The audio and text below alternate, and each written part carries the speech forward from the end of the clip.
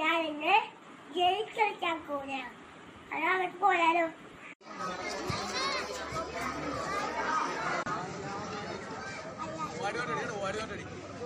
എങ്ങനെ എങ്ങനെ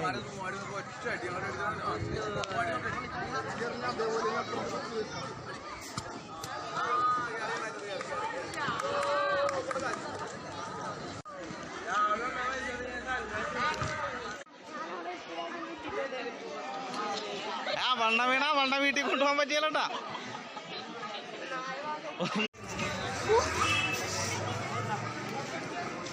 ആഗ്രഹം അങ്ങനെ അറിയണ്ടാ.